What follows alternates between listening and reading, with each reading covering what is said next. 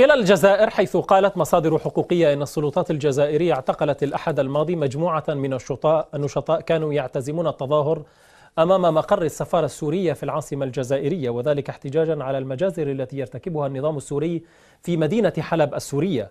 كما منعت السلطات المتظاهرين من الاعتصام أمام السفارة واقتادتهم إلى مراكز الشرطة. النشطاء رفعوا صورا للمجازر الوحشية التي تشهدها حلب منذ أيام، كما رفعوا شعارات مؤيدة لحق الشعب السوري في الحرية، ونددوا بالموقف السياسي الجزائري الداعم للنظام السوري.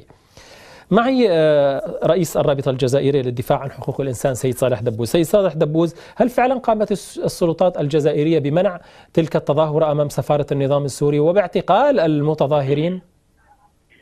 نعم، تصرفات النظام الجزائري في كل مرة هي نفسها. أي تجمع خاصة في العاصمة للاحتجاج على أي وضعية من الوضعيات إلا وتقابلها اعتقالات مباشرة،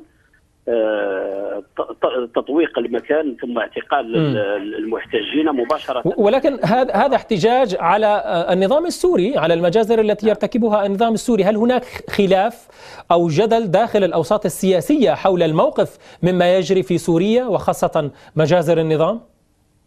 لا، النظام الجزائري لا يريد أن تنجح أي عملية تغيير في أنظمة الدول العربية كما نجح التغيير في تونس.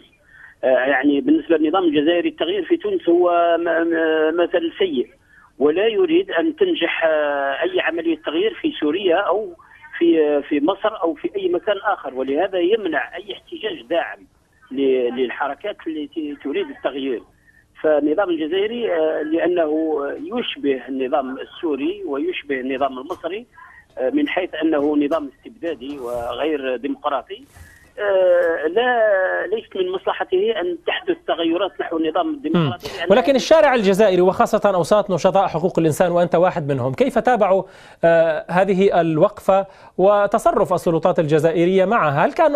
هل كان النظام الجزائري، الشرطة الجزائرية مضطرة لتمنعهم بهذا الشكل العنيف وتعتقلهم؟ الشرطة الجزائرية تتلقى أوامر ليست يعني غير قانونية وخارج العهدة الدستورية الموكلة لها وتنفذها. هي تقمع وتعتقل وتعتدي يعني بالعنف على كل متظاهر ولو كان يطالب بحقوقه يعني الاجتماعية، فما بالك بمحتجين يدعمون التغيير في بلد مثل سوريا ويدعمون قبل التغيير في سوريا. هذا يعني من باب أولى بالنسبة للنظام الجزائري أن يقمع وربما بوحشية. هذا لا ننتظر من النظام الجزائري أن يسكت على الاحتجاجات الداعمة للحركات التي تطالب بالتغيير نحو الأنظمة الديمقراطية. وفي محاضر الشرطة لما يوقف المحتجين، التهم الموجهة لهم هي قلب النظام والربيع العربي. هذه يستعملها النظام الجزائري، كلمة الربيع العربي يستعملها في يعني كمصطلح خيانة. يعني لا ننتظر من النظام الجزائري أن يبارك هذه التغييرات، ولكن نعرف جيدا أنه يقمعها ويحاربها بقوة. شكرا لك رئيس الرابطة الجزائرية للدفاع عن حقوق الإنسان صالح دبوز.